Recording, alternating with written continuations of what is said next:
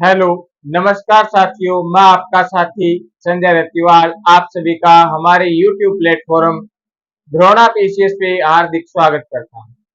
हम पढ़ रहे थे राजस्थान कला और संस्कृति के अंदर लोक देवता।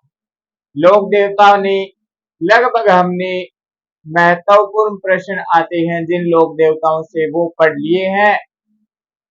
ज्यादा नहीं, बस आज की क्लास में 4-5 लोक देवता और बचे हैं, उनके बारे में एक एक दो दो बातें हैं वो और कर लेते हैं। आज की क्लास में लोक देवता समाप्त करते हैं और फिर आगे की क्लास से प्रारंभ करेंगे राजस्थान की लोक देवियां। कल से उन लोक देवियों के बारे में पढ़ेंगे, उनके मंदिर के बारे में, उन्होंने क्या चमत्कार किया वो पढ़ेंगे।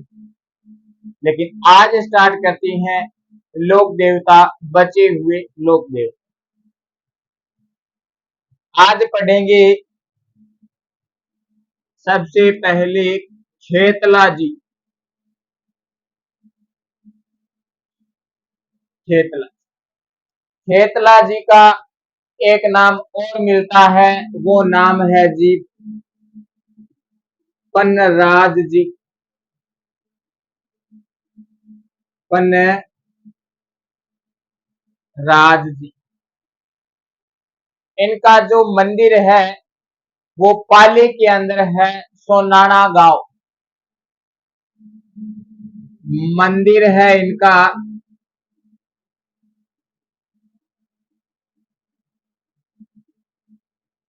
सोनाना पाली में, सोनाना पाली। इनका जो मेला भरता है वो भरता है चैत्र शुक्ल एकम को मेला भरता है इनका।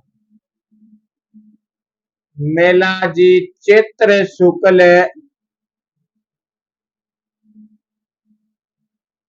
एकम को, एक क्यों नहीं आप, एक क्यों आज, एक क्यों है दो जबा एकम, पहली तारीख एकम को मेला भरता। खेतला जी महाराज या पन्नराज जी महाराज के यहाँ जो बच्चे हकलाते हैं, हकलाने वाले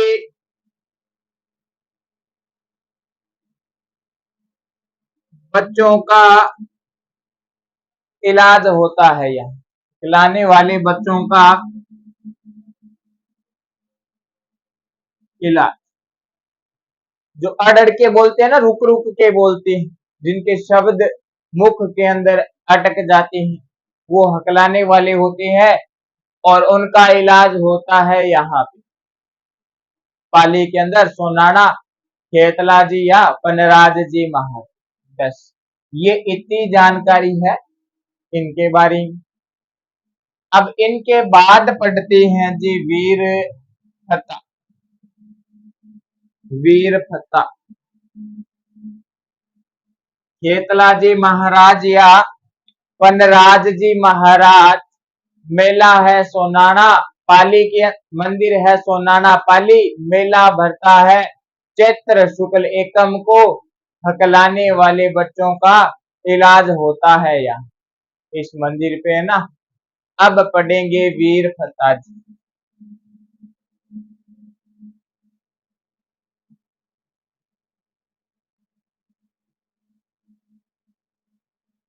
वीर फत्ता जी के बारे में क्या जानकारी है?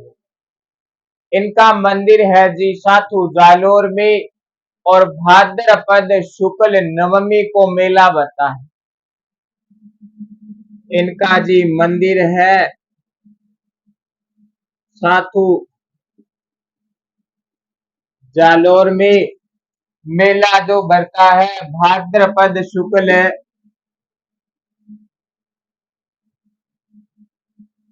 भाद्रपद शुक्ल नवमी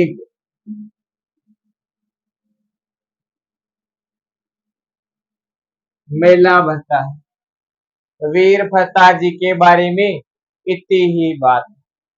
अब वीर फत्ता के बाद में जो देवता आते हैं वो आते हैं आलम जी।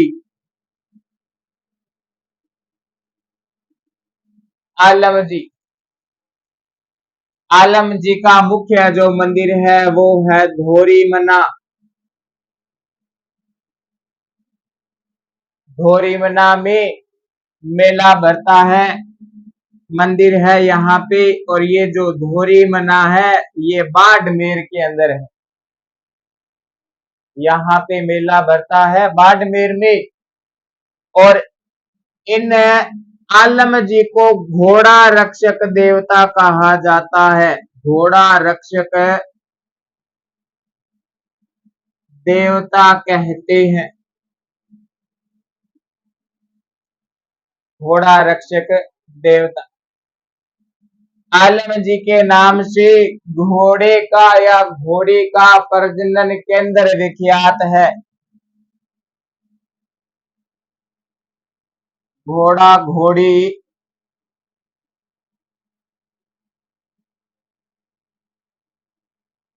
प्रजनन केंद्र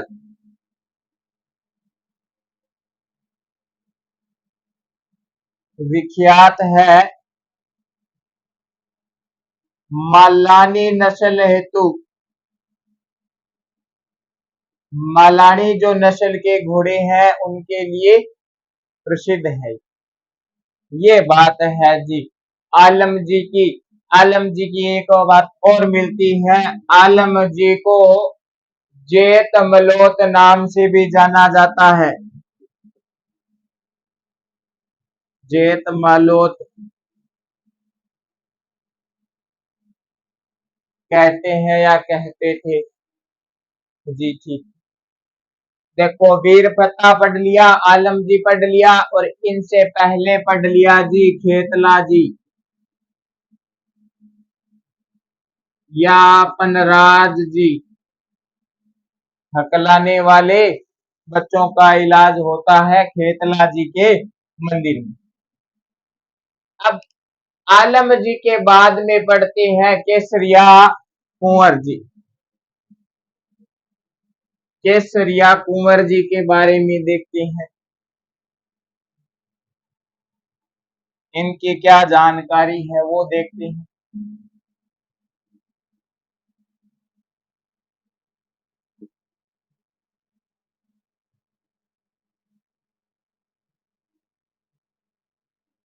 केसरिया कुंवर जी, केसरिया कुंवर जी जो है ये गोगा जी महाराज के बेटे हैं जी। गोगा जी जो थे वो केसरिया कुंवर के पिताजी थे। ठीक है जी, मान ली बात। ददरेवा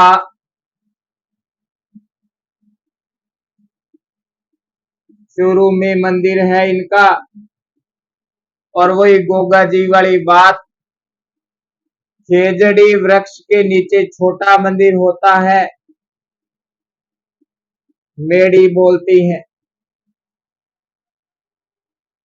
ठीक, इन केसरिया को शरप रक्षक देवता कहते हैं और गोगा जी को भी शरप रक्षक देवता कहते थे। शरप रक्षक देवता कहते।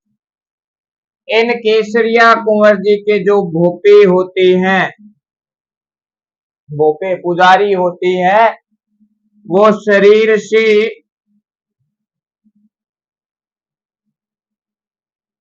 शरप जहर को मुख से चूस कर बाहर निकालते हैं। चूस कर बाहर निकालते हैं, मुख से चूस कर बाहर निकालते हैं। ये है जी केसरिया कुंवर जी के बारे में। इनकी ध्वजा की बात कर लेते हैं। इनकी ध्वजा होती है जी सफेद रंग की। सफेद रंग की, ठीक है जी, ये भी पढ़ लिया। दोबारा देख लेते हैं, केसरिया कुंवर जी गोगा जी के पुत्र हैं। ददरेवा चुरू में मंदिर है, खेजड़ी के वृक्ष के नीचे छोटा मंदिर होता है मेढ़ी कहलाती है। सर्प रक्षक देवता भोपे शरीर से सांप के जहर को मुख से चूसकर बाहर निकालती है। इनकी जो ध्वजा है वो सफेद रंग की होती है। जी पढ़ लिया केसरिया कुंवर जी। अब केसरिया कुंवर जी के बाद में और पढ़ते हैं आगे मामा देव या मामदेव।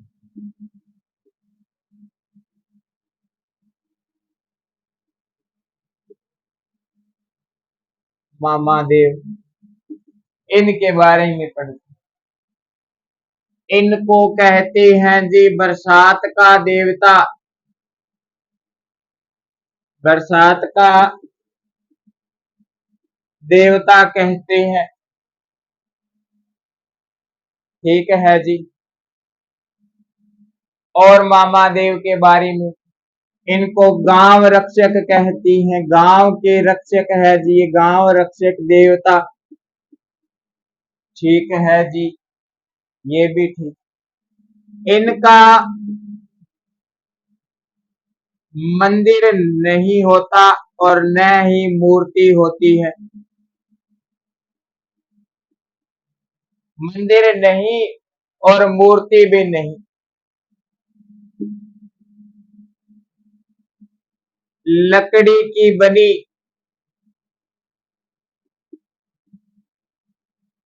तोरण की पूजा होती है। और ये जो तोरण है ये गांव के बाहर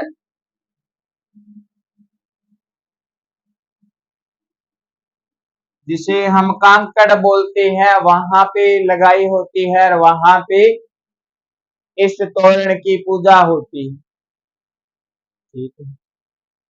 बरसात के देवता है, बरसात करानी है मामा देव से तो इनको खुश रखना पड़ेगा, तब ये बरसात करवाती है। खुश रखने के लिए, खुश करने के लिए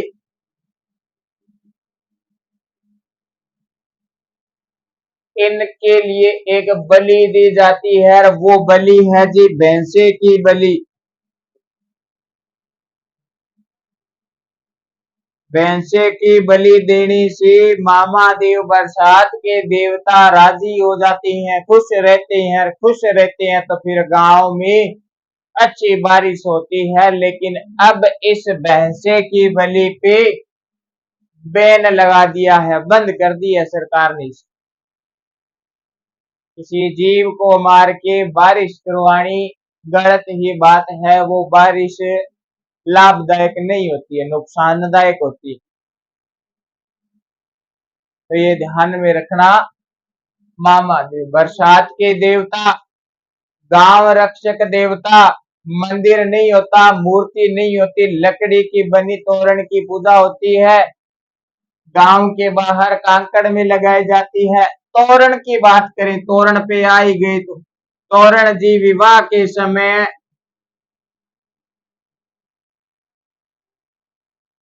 जो वधू होती है उसके घर के बाहर लगाई जाती। मैंने बाबूजी वाली कहानी बताई थी, उसमें भी तोरण की बात की। वर जाता है और उस तोरण पे छड़ा मारता है, फिर उसका आगे विवाह की रस्म प्रारंभ होती। फिर मैंने लाखा में भी बताया था, जब लाखा करवाया था उसमें भी तोरण की बात की। तो ये वही तोरण है। ऐसा कहते हैं कि तोरण पे अगर एक बार तोरण लग जाए तो उस पे दोबारा तोरण नहीं लगता है। ये वास्तव में ही सही प्रथा है। हम देखते ही हैं विवाह के समय तोरण नया होता है जो बाहर मेन दरवाजे पे लगाया जाता है। एक तोरण पे दोबारा छड़ा नहीं लगता है ना। एक करी ब्याई जाए एक तोरण दोबारा कोनी ब्याई जाए। तो गांव में विवाह के समय तोरण लगाई जाती है वधू के घर के मेन दरवाजे पर। फिर होने वाला जो पति आता है वो छड़ा मारता है। अब तो तोरण नीचे लगाने लगे, पहले तोरण काफी ऊंची लगाया करते थे, देखते थे कि होने वाला जो पति है पत्नी का वो पिता के योग्य है, इस तोरण से ही अनुमान लगाया जाता था। ये है जी मामदेव, ये है जी मामदेव। अब और पढ़ते हैं।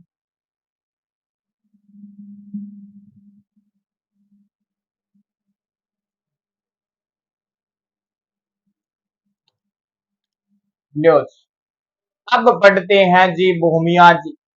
बोलो भूमिया जी महाराज की जय। भूमिया जी की बात कर ले, सारे देवता कर लिए तो भूमिया जी को क्यों छोड़े। गांव गांव भूमि रक्षक के देवता के रूप में पूजे जाते हैं जी भूमिया जी। गांव गांव में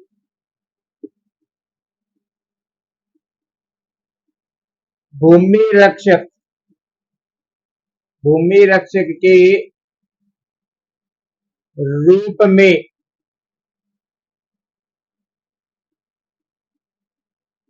पूजे जाते हैं भूमिया जी महाराज। ये बात है जी भूमिया जी की। अब और पढ़ते हैं आगे। भूमिया जी से ही पढ़ लेते हैं भूरिया जी, है ना, भूरिया बाबा। भूरिया बाबा या इनका नाम और मिलता है गौतमेश्वर। गौतमेश्वर महाराज मीणा जनजाति है, उनके इष्ट देव है ये।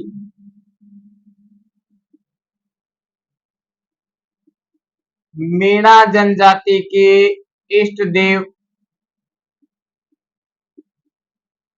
भूरिया बाबा। और ये जो मीणा है, इन भूरिया बाबा की झूठी कसम नहीं खाते।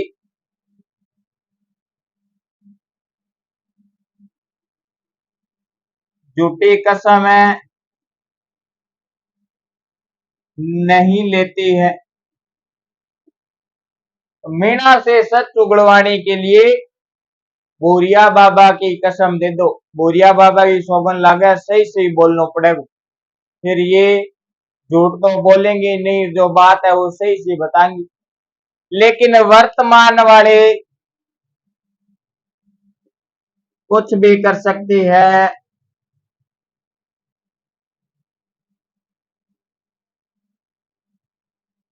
जरूरी नहीं है कि ये कसम झूठी न खाए, ये खा भी सकती है। कसम खा ले रहा आपको कुछ और बता दे रहा, आप उसको सही मान लो नहीं। अब इनके मंदिर की बात करते हैं। इनका मंदिर है नाना रेलवे स्टेशन पाली से आगे सिरोही में। मंदिर की बात करें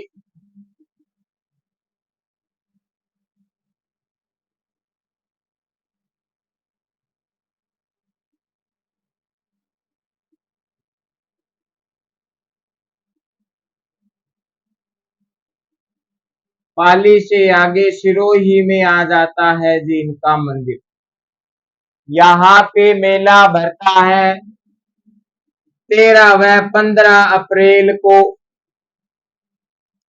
13 व 15 अप्रैल को मेला भरता है जी। ठीक। और मेला भरता है अरनोद प्रतापगढ़ में मेला भरता है। मुख्य मेला है अरनोद प्रतापगढ़।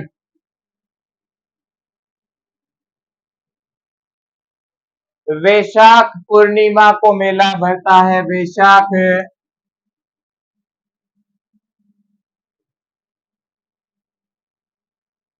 पूर्णिमा को मुख्य मेला भरता है।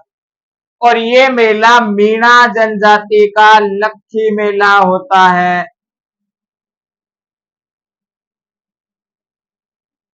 लक्ष्मी मेला होता है। ये बात है जी भूरिया बाबा। दोबारा देखते हैं भूरिया बाबा। गौतमेश्वर जी मीणा जनजाति के इष्ट देव मीणा जनजाति के लोग भूरिया बाबा की झूठी कसम नहीं खाते। मंदिर है जी नाड़ा रेलवे स्टेशन पाली से थोड़ा आगे शिरोई में आ जाता है। 13 व 15 अप्रैल को यहाँ पे मेला भरता है। फिर अरनोद प्रतापगढ़ के अंदर मेला भरता है वैशाख पूर्णिमा को। और इस मेले को मीणा जनजाति का लक्की मेला कहा जाता है। ये जी हो गया भूरिया बाबा। भूरिया बाबा अब और पढ़ लेते हैं आगे भूरिया बाबा से।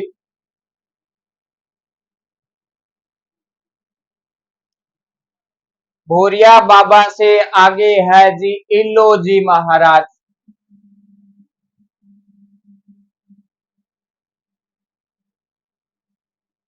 इल्लो जी, इल्लो जी की बात करते हैं। इनका अन्य नाम भी मिलता है। अन्य नाम छोटू राम जी। छोटू राम जी अन्य नाम मिलता है। ठीक है जी। इल्लो जी को राजस्थान में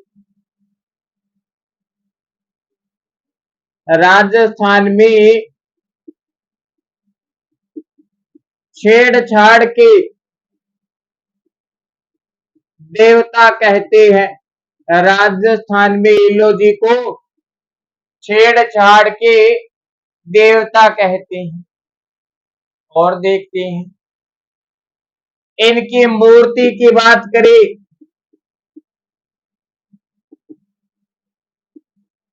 आदम कद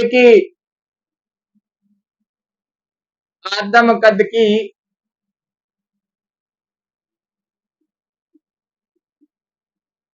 नगन मूर्ति होती है।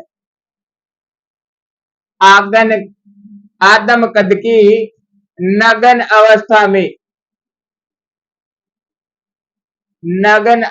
में इनकी जो है वो प्रतिमा होती है, मूर्ति होती है।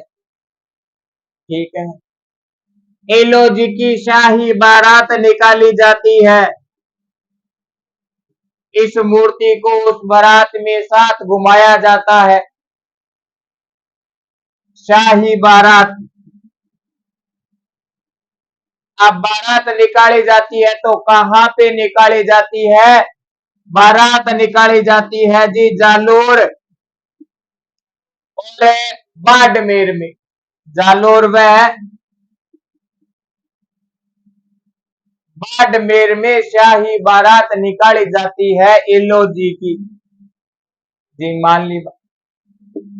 बांझ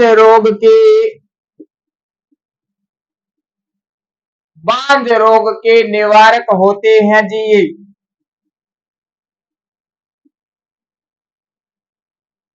बांझ रोग के निवारक देवता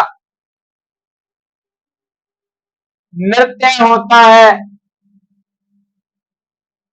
इला इली नृत्य। इला इली नृत्य होता है इला जी की।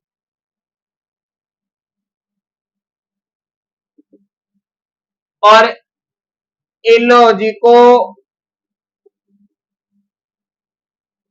कुंवारों का देवता भी कहा जाता है। जितने भी छड़े हैं, सिंगल है, अकेले घूम रहे हैं, उन सब के देवता इल्लो जी। इल्लो जी को धोको छड़े से 2 छड़े और सिंगल से डबल, है ना।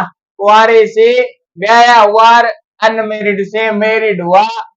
किसको धोखने से? इल्लो जी को धो।